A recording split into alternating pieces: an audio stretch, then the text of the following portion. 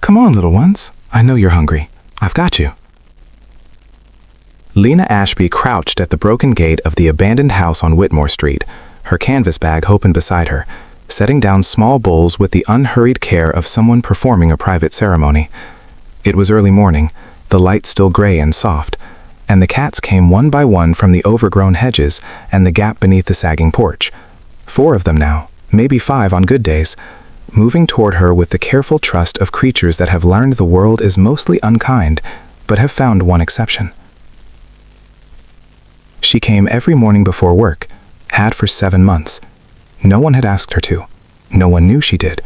She bought the food herself on a grocery clerk's salary, portioned it into a Ziploc bag each night, and added it to the canvas tote beside her lunch without ceremony or self-congratulation, the way you do things that simply feel necessary. Lena was 25 years old. She lived with her parents in the house 3 blocks over, a practical arrangement she'd made peace with after her roommate situation collapsed, and the city made clear it had no affordable corners left for people earning what she earned. She was not unhappy. Her parents were warm, and her bedroom had a window that caught the afternoon light, and she had learned to build a life around small, dependable pleasures rather than the ones that required money she didn't have. She didn't notice the man watching from the second-floor window of the mansion next door. His name was Everett Crane. He was 33 years old, and the mansion on Whitmore, a restored late Victorian that had been in his family for 2 generations, was technically his primary residence, though he spent most of his nights in the city where his company operated. He had come home that Thursday for the first time in 6 weeks to handle some estate paperwork, and he had been standing at the window with his coffee when he saw her. He watched her set out the bowls with the particular patience of someone who has done something so many times it has become meditative. He watched her wait while the cats approached, not reaching for them, just present, letting them come on their own terms. He watched her refill a bowl that one of the smaller cats had tipped, and speak to them in a voice too low for him to hear, and then gather her things and leave as quietly as she had come. He stood at the window for a long time after she disappeared around the corner. Everett had inherited his father's real estate development company at 29 after his father's sudden illness, and had grown it carefully and significantly in the 4 years since. He was not careless with money or power, but he had spent so much of his adult life in rooms where everything was transactional that he had slowly, without noticing, begun to assume that was simply how the world operated. That generosity was always strategic, that kindness was always positioned. The woman with the canvas bag and the cat bowls had no audience. She had no camera. She had nothing to gain. She came in the gray morning and fed animals that the world had decided didn't belong to anyone, and then she went to work. He came back the following Thursday. She was there again. Same time, same quiet efficiency, same low voice that the cats had clearly learned to trust. This time he went outside. He walked to the gate slowly, coffee in hand, and said, "You come every morning?" She stood up quickly, startled, bowl still in her hand. Yes. I hope that's okay. I know it's your property next door and the overgrowth comes onto the..." "It's fine," he said. And then, "I've watched you twice now. You're very careful with them." She relaxed slightly. They were here before anyone paid attention. Seemed like someone should. He looked at the cats, 3 of them visible, watching him with the measured suspicion of creatures making a risk assessment. "What do you do when it gets cold?" "I bring extra," she said simply. Something in him shifted, quiet and complete, the way a window shifts when you open it and the air changes. They talked for 11 minutes that morning. He learned her name and that she worked at Grover's Grocery 2 streets over, and that she had been trying for a year to connect the cats with a local TNR program, but the wait list was long and the funding was thin. She learned his name and that the house was his and that he was rarely in it, and she apologized again for the gate, and he told her again it wasn't necessary.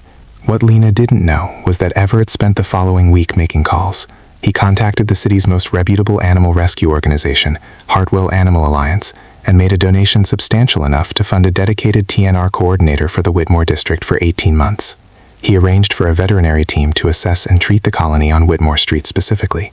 He had the broken gate on the abandoned property quietly repaired and the overgrowth cleared to make the feeding area safer. He did none of this through Lena or in her name. He simply did it, and the changes appeared over the following 2 weeks, like something the neighborhood had quietly decided on its own.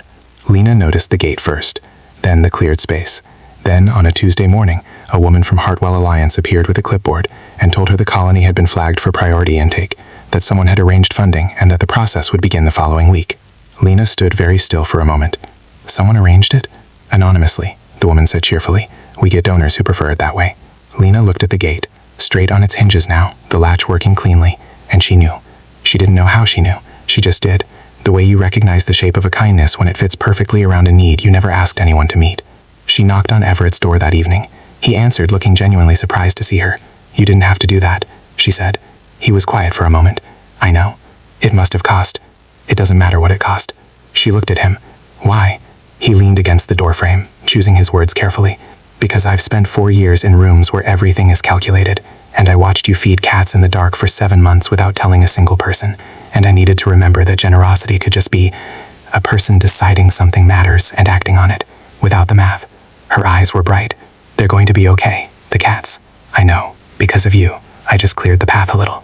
They stood at his door in the quiet evening, 2 people who had each been living carefully and a little alone, and felt the particular warmth of being understood without having explained themselves.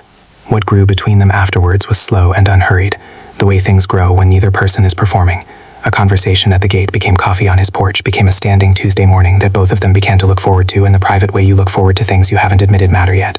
On a morning 6 months later, Lena crouched at the now tidy feeding station the Alliance had helped establish, setting out bowls with the same unhurried care she always had, and Everett came through his front door with 2 coffees and sat on the porch step and watched her the way he'd watched her from the window that first Thursday, with the quiet wonder of someone who has found something true in an ordinary place. He still come every morning. He looked back at him over her shoulder. Some things are worth showing up for, every day, without being asked. He handed her the coffee when she came to sit beside him. The cats moved around them both now, easy and familiar, and the morning light came through the clearing like it had somewhere important to be. Kindness practiced in private, with no audience and no calculation, is the purest kind there is. It doesn't need to be seen to be real, but sometimes, in the most unexpected way, it is seen, by exactly the right person, at exactly the right time, and it reminds them that the world still works the way they hoped it did. Feed the ones the world forgot. Someone is always watching, and sometimes they have the power to change everything. If this story touched your heart, please like, share, subscribe, and comment. Let's spread more stories of kindness and hope together.